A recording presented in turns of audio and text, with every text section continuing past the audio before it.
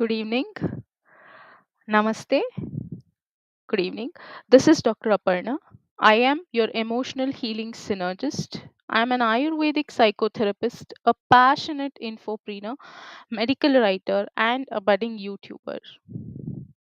In my pursuit to address, promote, and propagate Ayurveda and psychotherapy globally, I come up with talk throughs every week on either Ayurveda, either mental health, either psychotherapy. And I've written articles and correlated Bhagavad Gita and mental health aspects, psychotherapy like cognitive behavioral therapy, Bhagavad Gita, and comparable analogies of cognitive behavioral therapy, Bhagavad Gita, and comparative analogies of psychodynamic psychotherapy, how psychotherapy of the modern times was very much relevant to the Bhagavad Gita of thousands of years ago. So I have made I have discussed on the sessions of Bhagavad Gita and correlating Bhagavad Gita to mental health. What are the insights we can get from Bhagavad Gita, mental health aspect in the Bhagavad Gita, and the modern era psychotherapy. You will get all those sessions in the YouTube. If you want, I'll link it in the description. uh, Please do comment if you want, and you will find all those sessions. I would want you to refer those before coming to this. This is a continuation session on Bhagavad Gita and mind and mental health. So as you can see, and the thing is, um, most of us are not aware that Lord Shri Krishna is the first psychotherapist this planet has ever seen. So it is not that our philosophical scriptures um, and our ancient wisdom does not contribute to the modern psychotherapy or modern mental health therapies. They were actually all the modern psychotherapy. The initial foundations were laid in the scriptures, in our scriptures. If you start reading Bhagavad Gita or Vedas or Puranas or Upanishads, you will find a lot of them. So my journey into Bhagavad Gita began 2 years ago. So I started exploring Bhagavad Gita and how Bhagavad Gita can help in elevating the mental health. So how can we deal with our day to day life problems and challenges with the help of Bhagavad Gita. So without wasting time, let's get started in Bhagavad Gita. Is, if I have to talk about Bhagavad Gita, mind and mental health, Bhagavad Gita is like an encyclopedia of mental health education. This most of us do not realize until we go through the book. It had covered the 360 degree of human beings. So I feel that as history is included, and history, civics, economics, and every aspect of the study is included, we have to also include Bhagavad Gita at schools and colleges, to prepare us just as better citizens. So initially, if we have to delve into Bhagavad Gita, mind and mental health, man has three levels of awareness. Man, in the sense here, human being. So there are the physical level, the mental level, and the spiritual level. The physical level is the lower level. The mental level is a higher level than the physical level. So the Bhagavad Gita is celebrated as an esteemed Hindu scripture. It also holds a prominent place as, philosophical and spiritual guide. What is most important is it is also an encyclopedia of mental health education. So, the teachings of Bhagavad Gita have already surpassed religious, boundaries. We find relevance in various aspects of life, including mental health. So, Bhagavad Gita offers profound insights and practical guidance that can assist individuals in, in navigating the complexities of the mind, finding inner peace, and cultivating mental well-being. So, what are the principles emphasized by the Bhagavad Gita? The three main principles. By the way, this is whatever the information I'm providing is completely my opinion, and the aspect how I have understood Bhagavad Gita. So it might deviate from the original sense because it is my opinion. It is a person's opinion, not as written as it is. We are correlating, and we are, comparing analogies between, how Bhagavad Gita helps into, delves into mental health. If you feel that it is not as it is, that is because we are correlating it. So the principles emphasized in the by the Bhagavad Gita are mainly three. The first thing is the management of mind. Mind control is, greatly emphasized in Bhagavad Gita. The management of duty and the management of, the principles of self management, self control, self development, self improvement, whatever you can say. So, the principles propounded here seem to have, universal application and useful for all human beings to mold their character and strengthen themselves to develop their managerial effectiveness. So, I have heard, many some of the renowned personalities talking on Bhagavad Gita, how Bhagavad Gita is a business manual. It has insights on, business management or managerial effectiveness. So Bhagavad Gita is increasing in mind management and,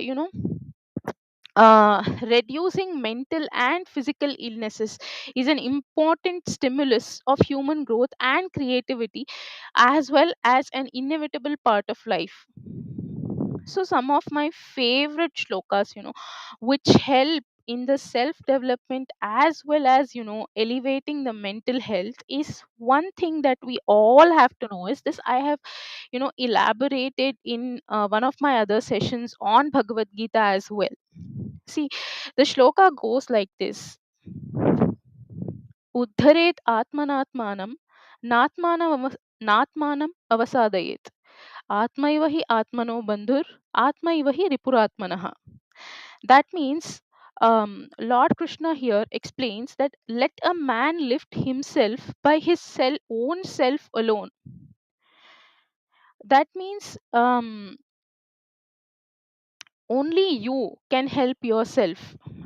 So let him not lower himself, for he himself is his friend, he himself is his enemy. That is what it says. Atmaivahi atmano bandhur, atmaivahi ripuratmanaha. That means this verse reiterates the significance of self mastery and self improvement. So, this stresses that an individual has the power to elevate themselves or diminish their own health. So, and well being based on their actions and attitudes. That means it comes into the accountability aspect as well. So, this is one of my favorite shlokas in, Bhagavad Gita.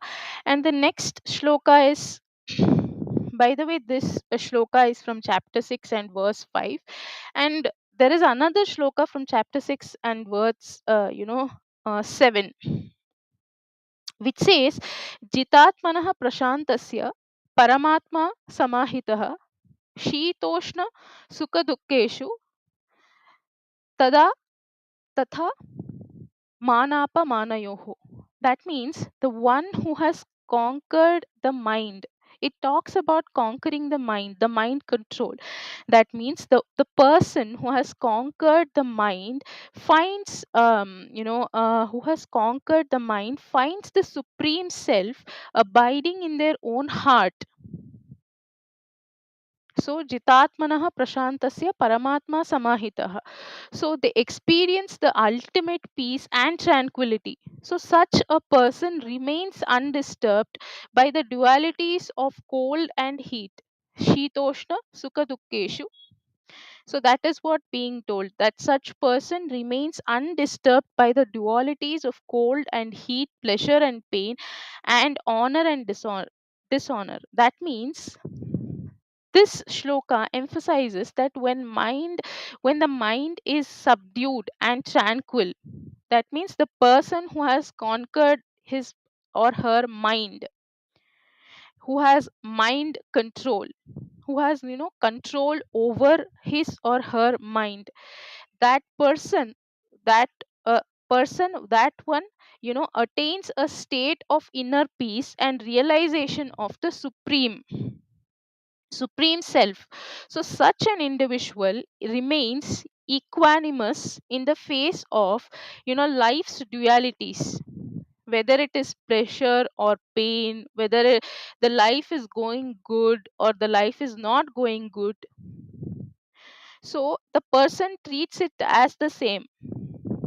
What happens is, for example, for all of us, if somebody praises us, we take it in a very good way. If somebody criticizes us, we take it in a very bad way.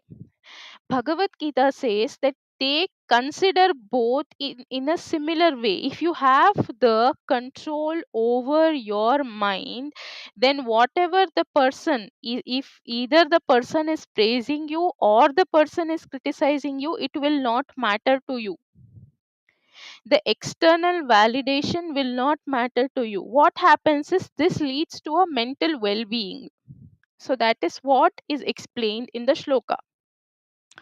So, if I have to give an introduction to Bhagavad Gita, mind and mental health, according to Bhagavad Gita, the mind acts according to Lord Sri Krishna, Bhagavat. So, the mind acts like an enemy for those who do not control it. So, mind control is highly talked about, which is also talked about in the psychotherapy aspect. So, in Bhagavad Gita, Lord Krishna says that the mind can be controlled by constant practice and detachment. There is a shloka, Abhyasena tu Kaunteya, that there is a shloka in Bhagavad Gita, chapter 6 and 35.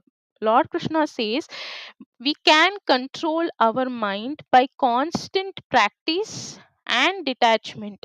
So, this needs effort.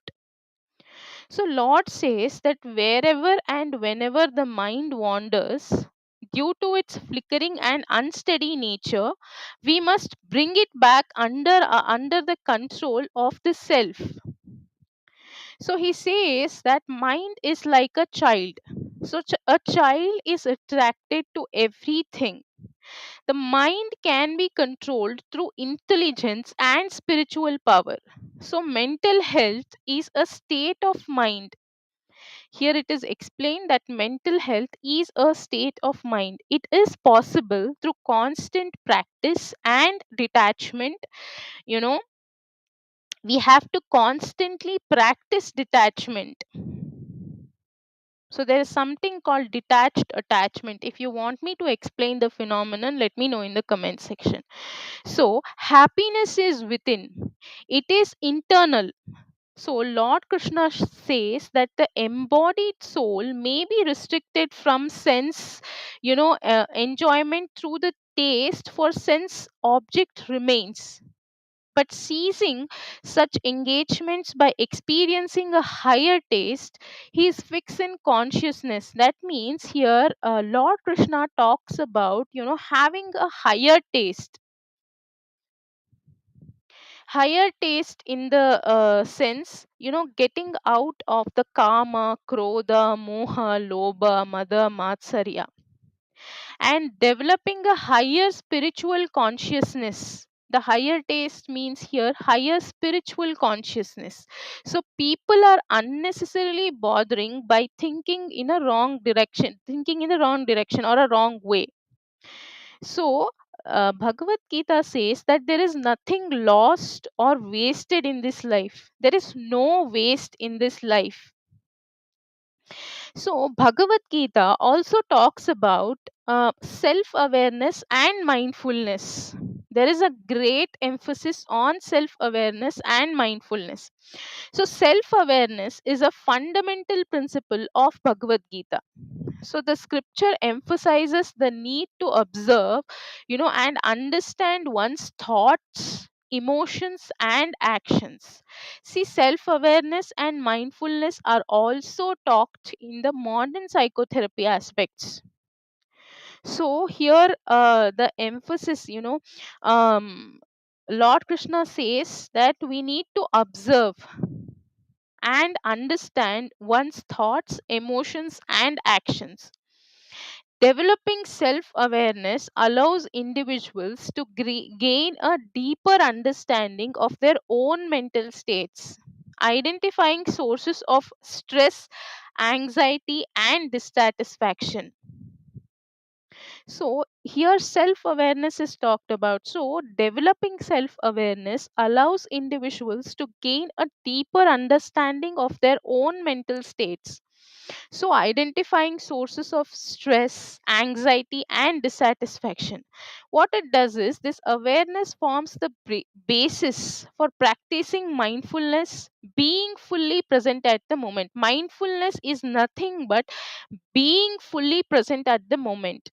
Whatever work you're doing, you are fully concentrated or focused in that particular work in at the at that moment.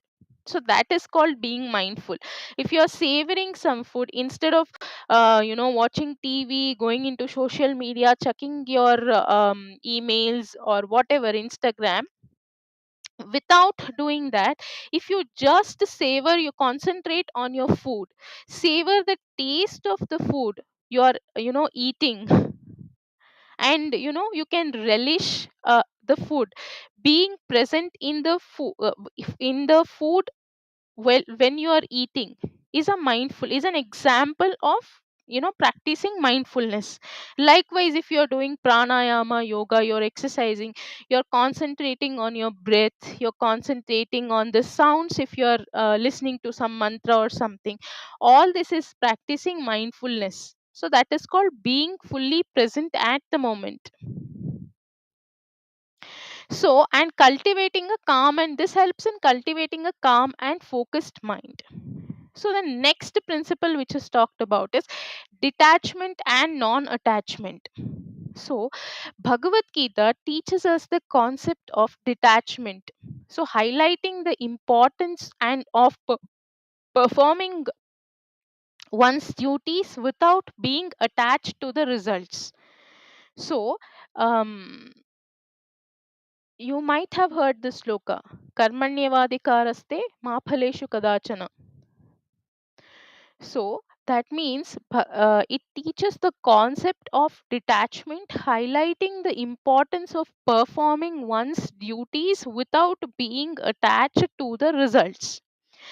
This teaching, we are constantly attached to the results of whatever work we are doing.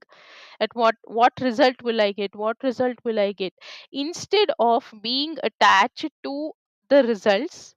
Lord says here, be attached to your duty, be attached to the process. This is also talked about in modern psychotherapy and modern self-help books. If you have read through modern self-help books, this is the concept which is mostly talked about.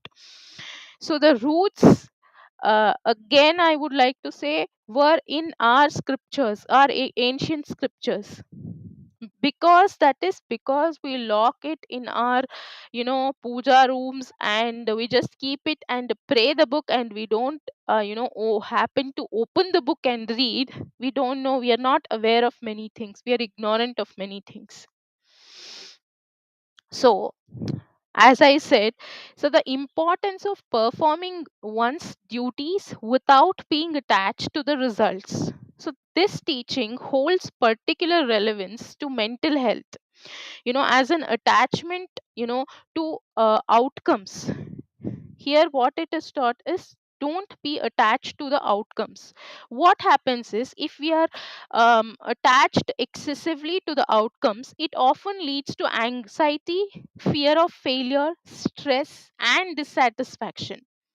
By embracing non attachment, because results are not in your control, you accept it or not, results are not in our control.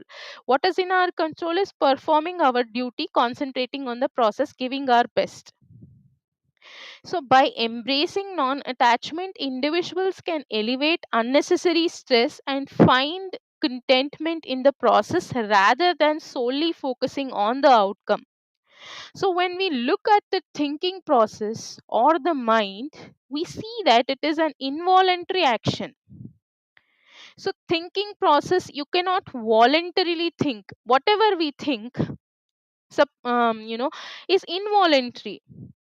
Whatever you are thinking now at the moment is involuntary. You're not voluntarily thinking, it is almost involuntarily. That means whether you want that thought or not, the thought goes on. So we also know that when we need, we can control our thoughts.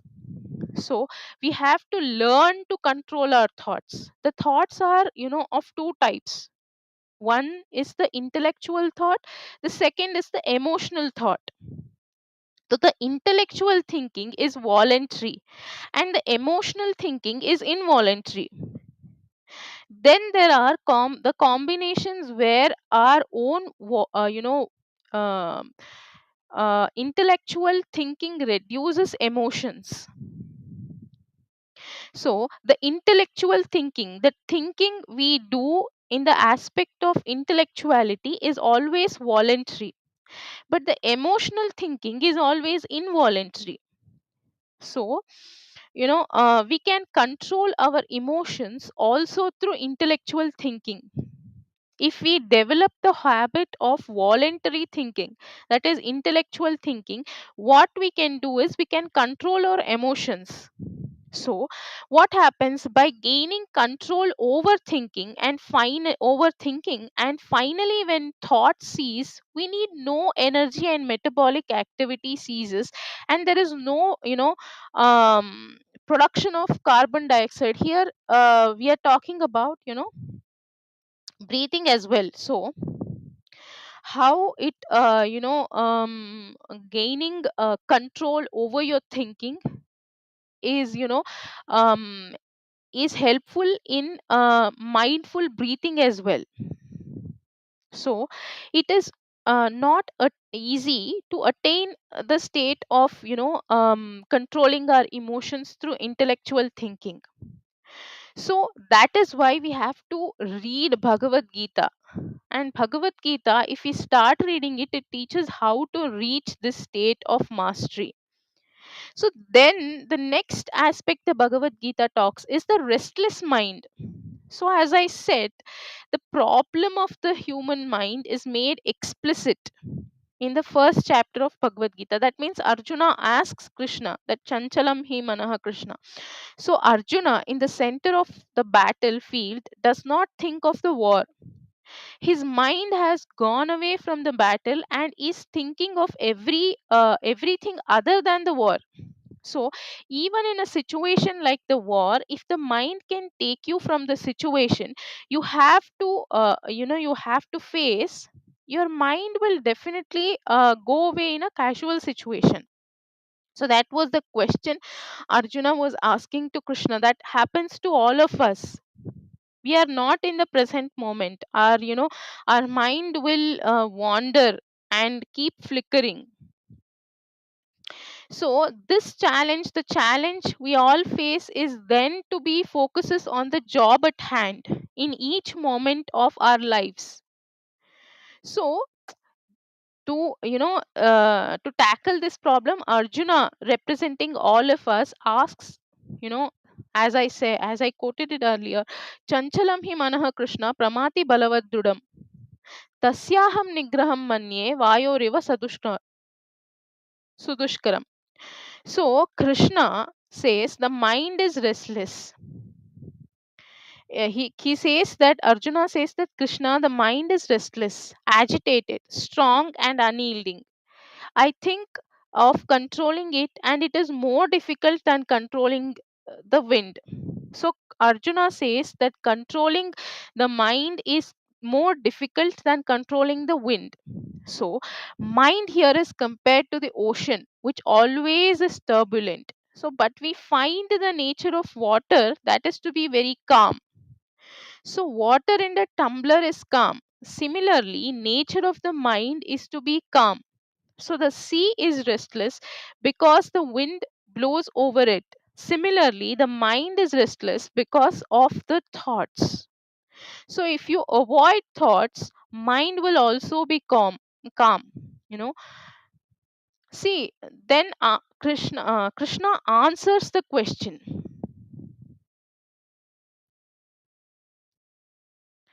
He says that asamshayam mahabaho मनोदुर्निग्रहं chalam.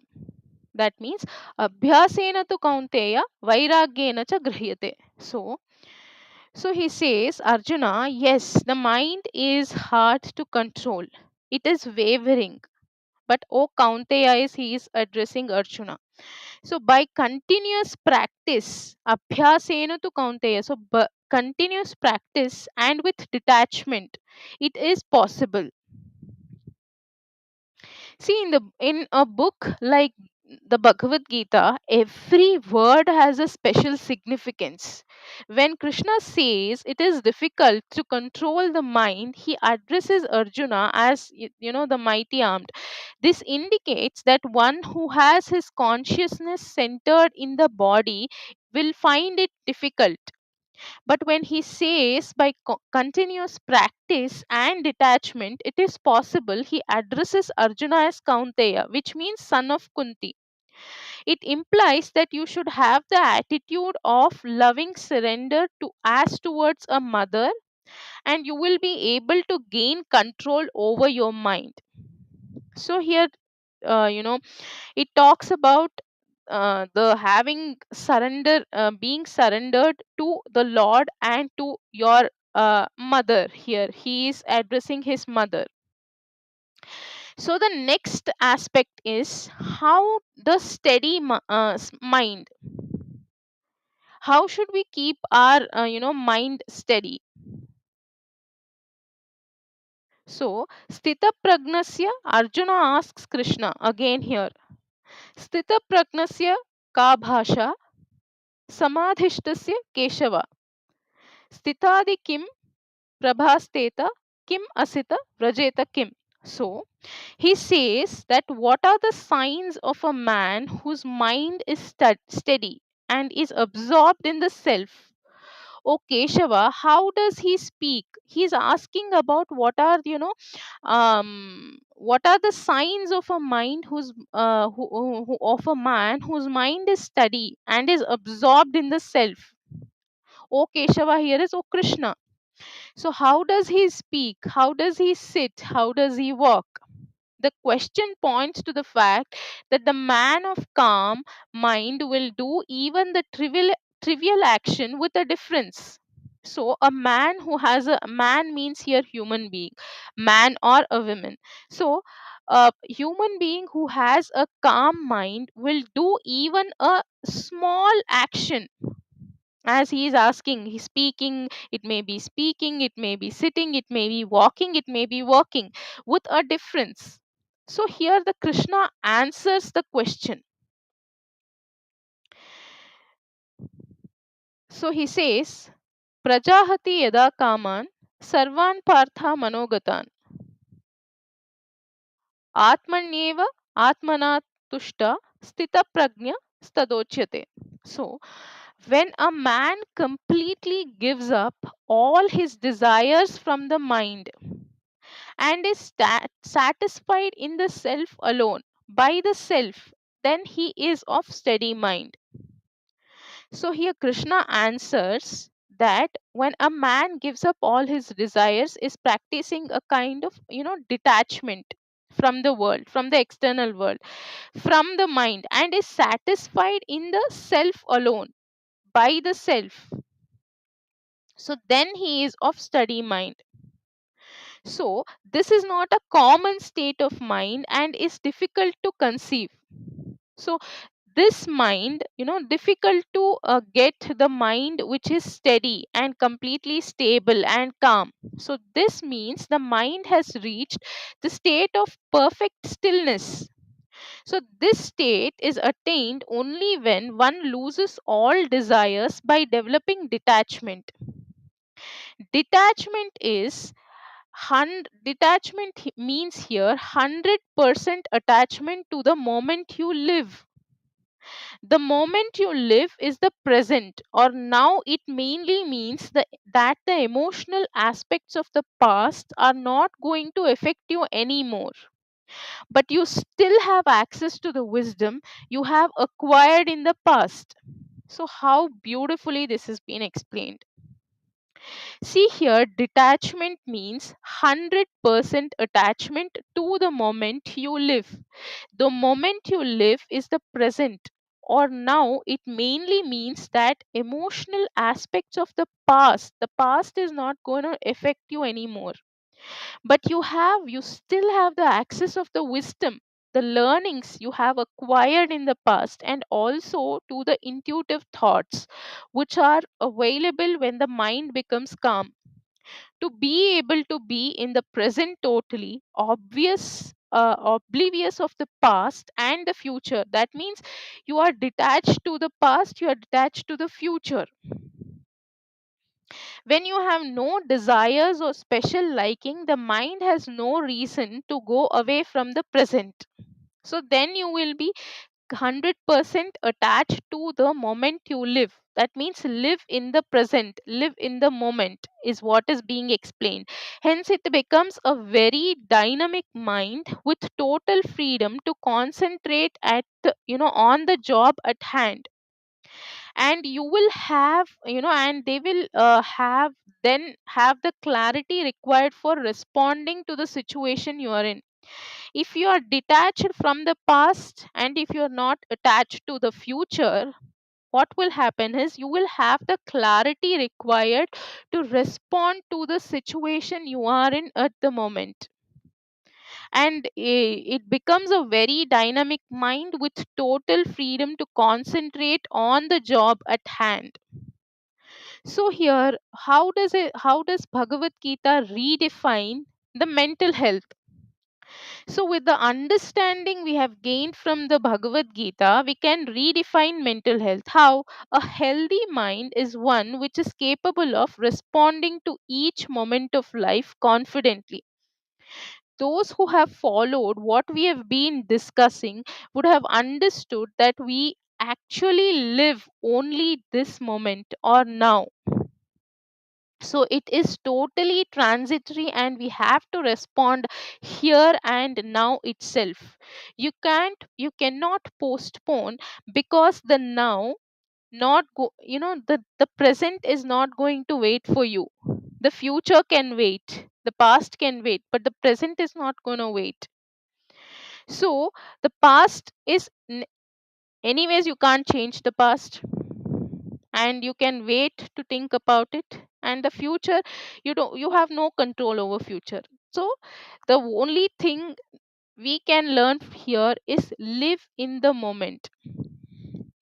That means this indicates that a mental health will have to be the outcome of training. To face each moment confidently, you have to be clear about the goal. You need knowledge to find the path to the goal, and this knowledge has to be gained by training. Training here means constant practice, you can say. And this path you decide with the knowledge becomes dharma. So you also have to train to gain the skills required to implement the knowledge. Otherwise, the knowledge will also be of no use. So this is my way of implementing whatever we learned from, you know, um, the Bhagavad Gita till now. So to understand this, I'll give you an analogy. So, uh, a driver, suppose we'll take an example of a driver. He knows where he is and where he has to reach. So the route is known.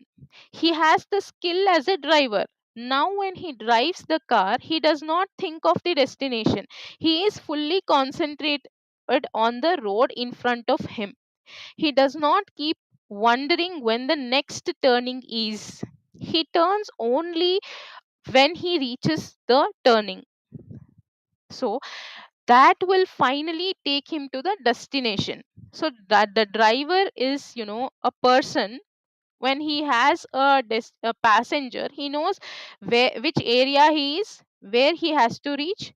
When the route is known, he, as a driver, he has the skill of driving. So what he does is he do not have to think of the destination while he is driving. He is fully concentrated on the road in front of him. So he does not keep wondering when the next turning is. So this will finally take him to the destination. So Lord Krishna here is telling us to do the same. So for a healthy functioning of the mind, desires have to be controlled, and this is explained in the further shlokas. So we will talk about the next few aspects of mental health in the next session. This brings to the end of this session, because there is so much to learn from Bhagavad Gita.